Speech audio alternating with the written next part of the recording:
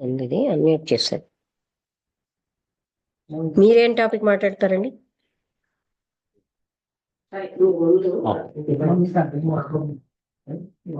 ఓం గురుభ్యో నమః. ప్రశ్నో ప్రశ్నోత్తరాల్లో దివ్య జ్ఞానం అనే బుక్లో అధ్యాయం 2లో భగవంతుని మీద మీకు నమ్మకం ఉన్నదా అనే టాపిక్ మీద ఒక 4 పాయింట్లు లేదా 5 పాయింట్లు చెప్దాం అనుకుంటున్నానండి. అయితే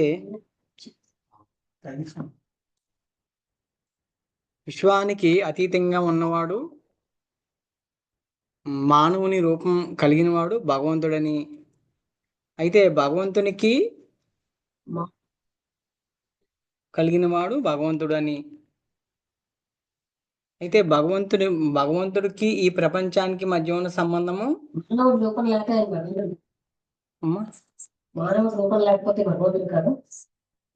అంటే ఇది క్వశ్చన్ కదమ్మా. భగవంతుడి మీద మీకు నమ్మకం ఉన్నదా అనే దాని మీద మనం మాట్లాడుతున్నాం అనమాట.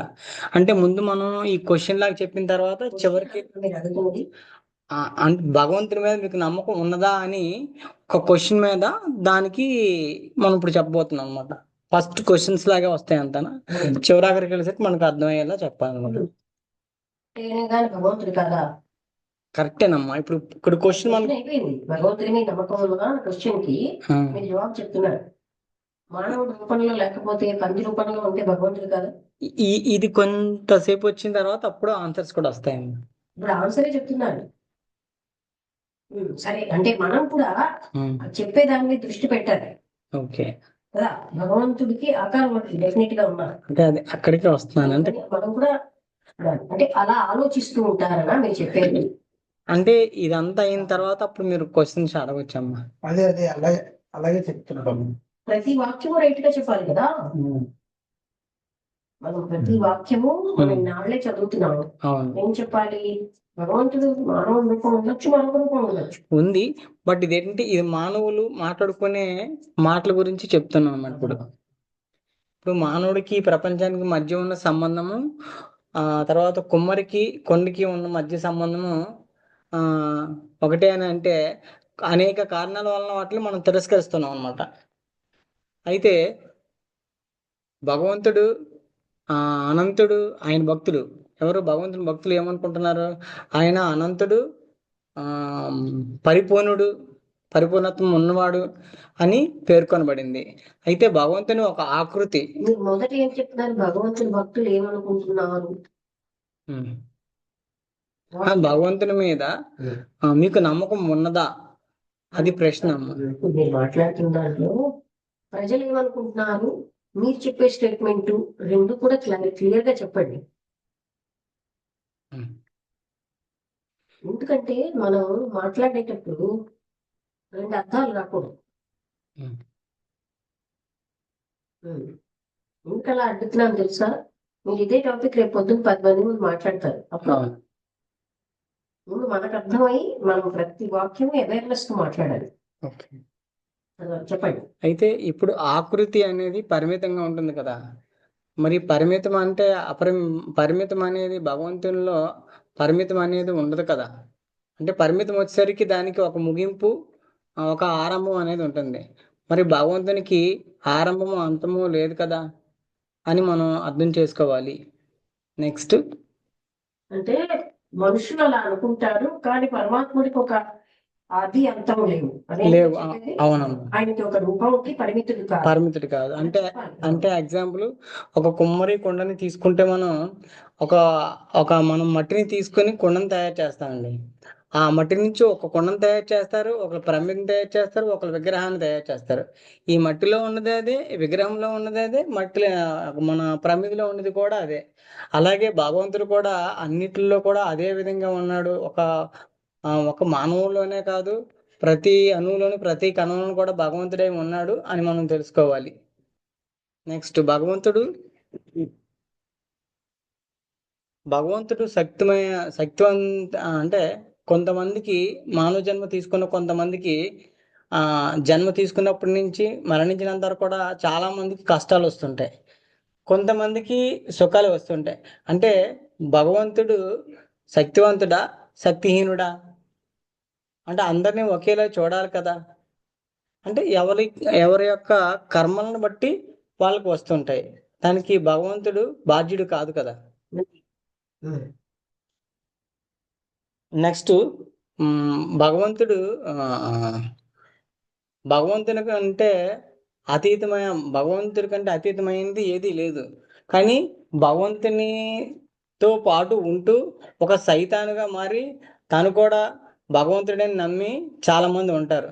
అంటే ఎగ్జాంపుల్ ఏంటంటే మనం మనతోనే ఉండి మనకే శత్రుత్వం పెరిగి మన ఇంట్లోనే ఉండి మనకు శత్రువులుగా మారుతారు. బట్ అప్పుడు ఇప్పుడు మన ఫ్యామిలీ మెంబర్సే, కానీ గత జన్మలో వాళ్ళకి మనకి మధ్య శత్రుత్వం అనేది ఉందన్నమాట. దాన్ని తీర్చుకోవడానికి ఈ జన్మలో మనతో పాటు జన్మ తీసుకుంటారు, మన కుటుంబంలోనే ఉంటారన్నమాట. తర్వాత సైతాను అనేటువంటి వాడు జీసస్ క్రైస్ట్లో చెప్పబడిందండి. అంటే సైతాన్ అంటే ఏంటి? మనలోని గుణాలని, చెడు గుణాలని జయించలేనివాడు సైతాన్ కింద చెప్పబడింది. నెక్స్ట్ భగవంతుడు స్వర్గంలో ఉంటాడని, లేదనుకుంటే దేవలోకాల్లో ఉంటాడని చాలా మంది అనుకుంటుంటారు. మరి భగవంతుడు అనంతుడు, అపరిమితుడు అయినప్పుడు ఆ స్వర్గలోకాల్లోనే ఎక్కడో మూలనే మంచం వేసుకొని కూర్చోవడమా, పడుకోవడమా అనేది జరగదు కదా. ఒక దగ్గర ఉండడు కదా భగవంతుడు అనేవాడు. అన్నిటిలో ఉంటాడు, అన్ని ప్రదేశాల్లో ఉంటాడు. ఆయన అనంతుడు, విశ్వంలోనే కాదు అనంత తత్వంలోనే ఎక్కడైనా ఉంటాడు అని మనకి తెలియజేయబడుతుందండి, ఈ దివ్య జ్ఞానం ద్వారా తెలియజేయబడుతుంది. థ్యాంక్ యూ అమ్మ. అదేను ఆయనకి ఒక రూపంతో భగవంతుడిని చూస్తే అది నిజంగా భగవంతుడిని, ఎందుకంటే ఆయన రూపాతీతుడు. ఒక రూపం గాని ఒక ఆకారం గాని భగవంతుడు పరిమితుడై లేడు. అంటే అలా రూపంలో ఉన్న ఇప్పుడు ఎగ్జాంపుల్ కృష్ణుడిలో అంటే ఆయన పరమాత్మ తత్వం పనిచేసింది. ఇప్పుడు నాయుడు గారు మాట్లాడతారు, తులసేపు మాట్లాడింది ఈశ్వర్. మీ పేరు చెప్పుకొని మీ పేరు కూడా చెప్పండి, నేను అలానా అని చెప్పి ఇంట్రడ్యూస్ చేసి మాట్లాడండి. నమస్కారం అమ్మా, అందరికీ నమస్కారం. నా పేరు నాయుడు. దివిజ్ఞాన దీపిక జీవితం అనే పుస్తకం నుంచి, అన్బిసెంట్ గారు రాసిన పుస్తకం నుంచి కొన్ని పాయింట్లు రాసుకొని అవి అవగాహన పరచుకోవడానికి ప్రయత్నిస్తున్నాను. అంటే ఈ పుస్తకం చదివిన తర్వాత నాకు అర్థమైంది ఏంటంటే, ఈ దివ్యజ్ఞాన సమాజం యొక్క జీవన విధానంలో చాలా విషయాలు అవగాహన పరుచుకొని అవి మన జీవితంలో ఆచరిస్తూ ఉంటే వాటి వల్ల మనం ఏ స్థితికి వెళ్తామో అన్నది కొంచెం అవగాహన అయ్యింది. అది అర్థం చేసుకోవడానికి ప్రయత్నిస్తున్నాను. లైఫ్ని కొన్ని ప్రత్యేకమైన పద్ధతిలో దర్శించాలి. దివ్య జ్ఞానము శాస్త్రీయమైన జ్ఞానము కాకపోతే తన పరిసరాల్లోని వారికి సహాయ సహకారాలు అతడు అందించలేకపోతే వారి జీవితం అధమమైనది అవుతున్నది. జీవితం కన్నా అంటే ఇప్పుడు లైఫ్ ఉన్నదానికన్నా ఇంకా అధమం అవుతుంది అని చెప్తున్నారు. ఎలా అంటే దివ్య జ్ఞానం అనేదాన్ని శాస్త్రీయ జ్ఞానం పరిసరాల్లో వాళ్ళకి అంటే మనకు అర్థమైన జ్ఞానము సైంటిఫిక్ వేలో అవగాహన పరుచుకుంటూ అది ఇతరులకు అవగాహన అయ్యేటట్టుగా, అంటే వాళ్ళ జీవనంలోకి సైంటిఫిక్గా వెళ్ళకపోతే సహాయాలు అందించడం సహాయం. అవునమ్మా. నీతి కథల్లోని ఒక నీతి కథ పరమ అద్భుత సత్యం దాగి ఉంది. తన సంపూర్ణ శక్తిని సమర్థవంతంగా ఉపయోగించినప్పుడు మానవుడు కఠినమైన శిక్షకు పాత్రుడవుతాడు అని చెప్పబడిందమ్మా. అజ్ఞాని కావడం వల్ల నీతి కథల్లోని ఒక నీతిలో పరమ అద్భుత సత్యం దాగి ఉన్న తన సంపూర్ణ శక్తిని సమర్థవంతంగా ఉపయోగించని మానవుడు కఠినమైన శిక్షకు పాత్రుడవుతాడు. నీతిని తాను తెలుసుకోకుండా ఏది పడితే అది చెప్తే అవును, కఠిన శిక్షకు పాత్రుడవుతాడు అని చెప్పబడుతుంది. అజ్ఞానం కావడం వల్ల ఉత్తమంగా జీవించలేని వాడికి శిక్ష స్వల్పంగా విధించాలి. అంటే అజ్ఞాని కావటం వల్ల తెలియకపోవటం వల్ల అలా జీవిస్తాడు. తెలుసున్న వాడు అలా జీవిస్తే శిక్ష ఎక్కువ. దివ్యజ్ఞాని అజ్ఞానిగా నటించలేడు. అన్ని దిక్కుల నుండి జ్ఞానం అతడిపై వర్షిస్తుంది.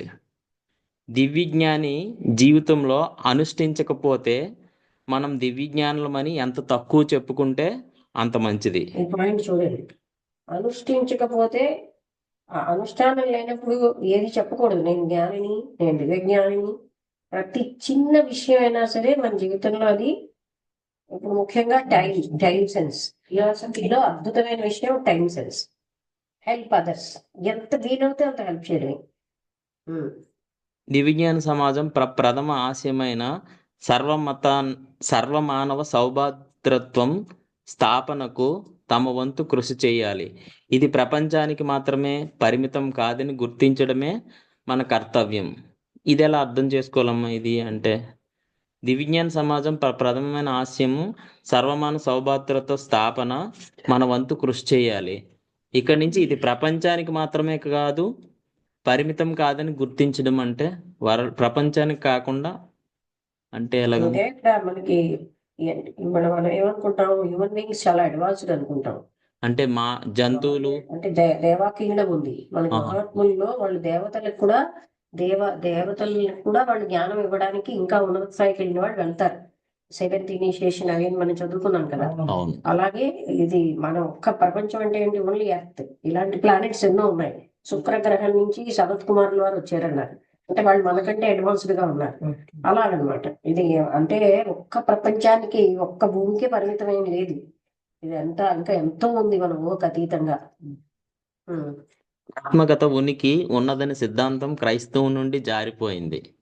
అంటే పాస్ట్ లేదన్నది వాళ్ళ విషయంలో నుంచి పోయింది. ఆత్మగత ఉనికి, ఆత్మగత ఉంది అన్నది వాళ్ళ నుంచి జారిపోయింది.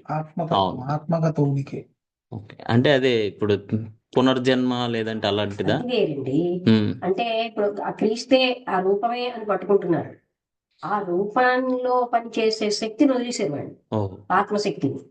అది ఆ రూపం ఏమిటి చేస్తుంది? రూపం ఏమీ చేయదు, దానికి నొచ్చి ఉంది. కానీ రూపంకి అతీతంగా ఉన్న శక్తి ఒకటి ఈ మొత్తం విశ్వం అంతా పనిచేస్తుంది. అదే కదా ప్లానెట్స్ కి ఫస్ట్ చరాచర జగత్తులో ఒక తత్వం ఉంది. దాన్ని వర్ణించడానికి చేసే ఏ ప్రయత్నమైనా దాన్ని మరుగుజ్జు చేసినట్లే అది అనంత శక్తివంతమైంది. అన్ని దేవతలలో, అందరి దేవతలలో అదే పనిచేస్తుంది. అందువల్ల వాళ్ళకి ఎప్పుడో ఉండేదేమో, అది జారిపోయింది ఇప్పుడు. అందుకే వాళ్ళు మనిషిని పట్టుకుని వెళ్ళాడతారు, రూపాన్ని పట్టుకుని కదా, ఆత్మతత్వాన్ని. కానీ వాళ్ళ బైబిల్ అన్ని చదివితే, అంటే ఐఆమ్ దట్ ఐఆమ్ అని అన్నారని రమణ మహర్షి కూడా చెప్పాడు. ఆ నేను అన్నది అనంతమైనది. అంటే వీళ్ళు ఆ బాడీవే నేను అనుకుంటారు. ఆ బాడీలో వచ్చిన రక్తం ఏమో వీళ్ళు చేసిన ఏ పాపాలైనా క్షమిస్తుంది. అన్ని తప్పుడుగా మార్చేశారు. అసలైన జ్ఞానం అక్కడ లేకుండా అయిపోయింది. పునర్జన్మ సిద్ధాంతం కూడా ఒకప్పుడు చెప్పేవారు. ఇప్పుడు ఆ రాను రాను రాను రాని పరమ గురువులు వారిని చేరు మార్గంలో చెప్తారు. మార్చేసారు వాళ్ళన్ని. అందుకని ఇప్పుడు ఆత్మతత్వం అనేది అంటే వీళ్ళకి అసలు వెళ్ళదు. ఆ రూపాన్ని పట్టుకుంటారు కనుక వాళ్ళకి ఏంటంటే పరభావం. ఆ రూపాన్ని పట్టుకోని వాళ్ళు మన వాళ్ళు కాదని. హిందువులు రూపాతీతమైన దాన్ని పట్టుకోవడంతో అన్నిట్లో చూడగలుగుతున్నారు. అసలు అలా అంటే ఆ రూపాన్ని పట్టుకోవడమే రాంగ్. మనమేనా ఎందుకంటే అంటే కృష్ణుడి ద్వారా పరమాత్మ శక్తి పనిచేసింది. ఆ కృష్ణుడి అవతారం అయిపోయి ఆయన ఏం చేయలేడు. ఇంకా క్రీస్తు ద్వారా, క్రీస్తుకు పరమ గురువు, ఆయన ద్వారా ఆ పరమాత్మ తత్వం పనిచేసింది. అంతే. అది మనం గ్రహించాలి. ఆత్మతత్వం అన్నదాన్ని వదిలేసేది వాళ్ళు. ఇంకోటి ఏంటి, నువ్వు ఏ పాపాలైనా చెయ్యి, క్రీస్తు రక్తం రక్షిస్తుంది అనడంతో వాళ్ళు ఎంత పాపిష్టులుగా తయారైపోతున్నారు. అది మార్చేసేది. ఒరిజినల్ బైబిల్ లేదు, అది మనం పరమ గురువులు చేరు మార్గంలో చదివాం. అలా స్వర్గ నరకాలు పోతే అనంత స్థితి యొక్క అదృష్టం ఈ ఒక జన్మకే పరిమితం అవుతుందని ఈ భావన చేత తొందరపాటుతనం అంటున్నారు, పెరుగుతుంది. భగవంతుడు ఆలయంలో మానవుడు ఒక మూల స్తంభం కాగలడని ప్రాచీన సత్యం తన మౌలిక అర్థాన్ని కోల్పోయింది. భగవంతుడి యొక్క ఆలయంలో మానవుడు ఒక మూల స్తంభం కాగలడు అనే ప్రాచీన సత్యం తన మౌలిక అర్థాన్ని కోల్పోయింది అని చెప్తున్నారమ్మా. మానవుడిలో ఉండే పనిచేసే తత్వము, దైవము ఒకటి. అహం బ్రహ్మాస్మి అంటున్నారు కదా. ఆ మౌలిక సత్యం కోల్పోయామనుకోండి, మానవుడిగా శరీరమే అని ఆలోచిస్తాం. శరీరం కాదు, మానవుడిలో ఉన్న ఆ పరమాత్మ తత్వం, భగవంతుడిలో ఉన్నది ఒకటి. అదే అంటే ఇక్కడ నుంచి ఇంతవరకు రాసుకున్నాను. చదివి దానికోసం బాగా ఆలోచించి ఇప్పుడు నన్ను అడిగినట్టు ముందు అడిగితే ఇంకా బాగా చెప్తారు. ఓకే ఓకే అది నేను అన్నది. ఇప్పుడు అందరికీ కూడా అర్థమయ్యేటట్టు మనం చెప్పాలంటే అది ఇంతసేపు వచ్చే పొద్దు నుంచి ఒక్కసారైనా డిస్కస్ చేస్తే ఇప్పుడు మీరు చెప్పిన దాంట్లో ఇంకా లైఫ్ ఉంటుంది. అవును అర్థమైనా చేసారు అటెంప్ట్ ఓకే ముందుగానే మీరు తెలుసుకుంటే కదా. అది నేను అన్నది. అలాగే తర్వాత అంటే ఇప్పుడు అంటే ఇదే బుక్ లో కొన్ని పాయింట్స్ అర్థం చేసుకున్నానమ్మా. అవి ఏం చెప్తున్నారంటే మన చుట్టూ ఉన్న శత్రువులు కానీ మిత్రులు కానీ ఇవంతా కూడా మన పూర్వ జన్మ యొక్క దాంట్లో నుంచే వాళ్ళు రాబడ్డారు. ఆ విషయాన్ని మనం గ్రహించినట్లయితే వాళ్ళతో మనకు అంటే క్లియరెన్స్ వచ్చేస్తుంది. అక్కడతో ఎప్పుడైతే మనకు వాళ్ళకి మనకు పడే ఆ ఘర్షణ స్థితి ఏదైతే ఉందో ఆ స్థాయిని మనం ముందే అవగాహన పరుచుకొని అర్థం చేసుకోగలిగితే వాళ్ళతో మళ్ళీ మనకు మిత్రత్వం ఏర్పడుతుంది. సర్వుల పట్ల మిత్రత్వం ఏర్పడడానికి మన గతంలో ఉన్న పెండింగ్లు ఏవైతే ఉన్నాయో ఆ పెండింగ్ వ్యక్తిని పెట్టుకుని మనం అసహించేసుకుంటాం. ఆ టైంకి అది జరగాల్సి ఉంది మనకి ఇప్పుడు. అది అలాంటిది. అందుకని ఆ వ్యక్తే కారణం అనుకుంటాం. మన కర్మ కారణం అని తెలిస్తే అది ఇలాగా బయటకు వచ్చింది అని అంటే అప్పుడు మనకి అది తెలుస్తుంది అనమాట. అందుకనే ఒక్కొక్క వాక్యాన్ని దివ్య జ్ఞానంలో చాలా డీప్ గా ఆలోచించాలి. అవును ఆలోచిస్తూ ఉంటే మనకి ఆ అర్థాలు తెలుస్తాయి. ఈ చెప్పిన విషయాలు అన్ని విషయాలు ఎంత డీప్ యోగంలోకి వెళ్ళారో ఆవిడ మాట్లాడినవి చాలా డెప్త్ ఉంటాయి అనమాట. సేమ్ థింగ్ శ్రీరామ్ గారు ఇలా. అందుకని అది అంటే మనం ప్రతిదాన్ని కూడా ఒక్కొక్క చిన్న పుస్తకం కానీ అది ఎంత విలువైన పుస్తకం. అవును అవును అదే చెప్పండి ఇంకేం అంటే అంటే సకల చరాచర జీవరాశుల పట్ల కూడా ఆ భావన ఎప్పుడైతే మనం పెట్టుకుంటూ ఉంటామో అప్పుడు మనలో నుంచి ఆ సెంటర్స్ అనేవి అవునమ్మా లక్ష్మి ఇప్పుడు ఈ ఒక్క పాయింట్ ఆయన చెప్పిన దానిలో నాకు అర్థం ఏంటంటే మన శత్రువులు పూర్వజన్మలో మనకి శత్రువులు మిత్రులు ఉన్నా అది అర్థం చేసుకుని మనం అందరినీ మిత్రులుగా చూడాలంటే మనలో మార్పు రావాలి. మనకి ఎలా తెలుస్తారు ఎవరు శత్రువులో ఎవరు మిత్రులో? అందుకని నాకు అర్థం చేసుకున్న ప్రకారం నేను అర్థం చేసుకున్న ప్రకారం మనం ప్రతిసారి మనలో ఏంటి తప్పులు ఉన్నాయి ఇంకా మంచి గుణాల వైపు ఎలా వెళ్ళగలము అన్నప్పుడు మెల్లిమెల్లిగా మనకి శత్రువులకి కూడా మనం థ్యాంక్స్ చెప్తూ మంచిగా వాళ్ళతో మిత్రులుగా ఉండడానికి అవకాశం ఉంది. అంటే మనని మనం సంస్కరించుకుంటూ పోవాలి.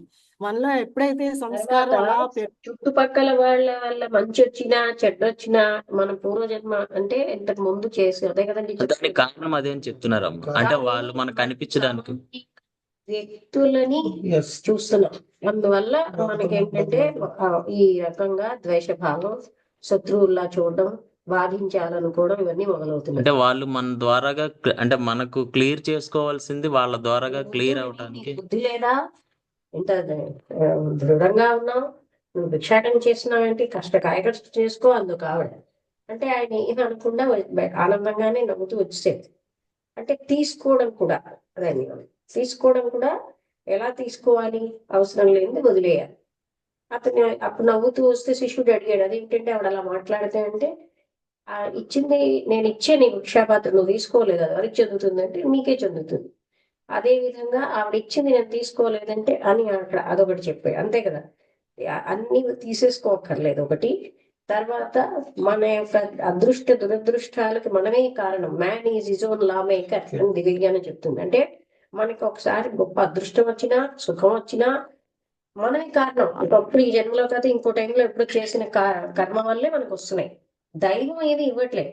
ఇందాక ఈశ్వర్ చెప్పినట్టుగా ఈశ్వరైనా చెప్పాడు ఈ పాయింట్, దైవం ఇవ్వటం లేదు, దైవానికి సంబంధం లేదు. అది మన కర్మ వల్లే మనకు వస్తాయి. దైవం ఇచ్చేసాడు అంటే దైవం ఇవ్వటం లేదు. అయిపోయిందా? ఇంకెవరైనా ఏమైనా మాట్లాడతారా? ప్రతి వారం అందరూ ఒక్కొక్క టాపిక్ ప్రిపేర్ అవ్వండి. అంటే గౌరీశంకర్ గారు మీరు కూడా పుస్తకం తీసుకోండి. నాయుడు గారు తెలుగులో ఉన్నాయి. కనీసం ఒక 10 minutes మాట్లాడింది. అలా చేస్తూ ఉంటే నేను అన్నా నాయుడు గారు చేస్తున్నారు కానీ మీరు అవే ఒకసారి 2 సార్లు బాగా మాట్లాడారు. అలాగే దీన్ని ముందే డిస్కస్ చేయండి. ఈ డెప్త్ ని అలా చెప్పడానికి అంటే ఎక్కడ మిస్టేక్ లేకుండా చెప్పడానికి అండర్స్టాండ్ చేసుకోలేకపోతే అండర్స్టాండ్ అవ్వలేదు. ఇప్పుడు అడుగుతున్నారు, అలా అడగకూడదు. ముందు అడగాలి. ముందు అడిగి ఇది అర్థం ఏంటి, అప్పుడు మీరు మాట్లాడండి. ఓకే అమ్మా. అది అందరికీ బాగుంటుంది అప్పుడు. ఇప్పుడు అడగడం కంటే ముందే అడిగారు అనుకోండి, ఆ అర్థం మీరు ఇంకొంచెం ఉదాహరణలతో చెప్పగలరు. సరే అమ్మా. ఏనీగో అటెంప్ట్ చేస్తున్నారు, బాగానే ఉంది. తర్వాత మీరు చేస్తున్నారు, ఇంకా అంటే అది చెప్పింది ఎవరు అన్నది కూడా క్లియర్ గా మనం చెప్పాలి. అదే కదా నేను మధ్యలో మాట్లాడడానికి కారణం. బాగానే చెప్పారు మొదటి మీదట. మనం చెప్పిన దానికి మనకి క్లారిటీ ఉండాలండి. ఏ రకంగా క్వశ్చన్ చేసినా మీరు ఆన్సర్ చెప్పేటట్టుగా మీరు ఉండాలి. మనం చెప్పే వాక్యం మీద మనకే అథారిటీ లేకపోతే మనం ఆన్సర్లు ఎలా ఇస్తాం? అడుగుతారు కదా. అందువల్ల ప్రతి పాయింట్ ముందే మీకు అర్థం కాకపోతే ముందు అడగండి, నేను చెప్తాను. కానీ నేనేం మాట్లాడుతున్నాను, ఆ మాట నాకు అర్థమైందా అని మీరు ప్రశ్నించుకోండి. అప్పుడు బాగుంటుంది. అటెంప్ట్ చేస్తున్నారు బాగానే. నెక్స్ట్ వీక్ కూడా తయారవ్వండి. ఈవెన్ రమణ మీరు కూడా, గౌరీశంకర్ గారు మీరు కూడా ఏదో ఒకటి. ఓకే, నేను ముగించేస్తున్నాను. అందరికీ నమస్కారం. దేవి కూడా వచ్చింది. ముగించే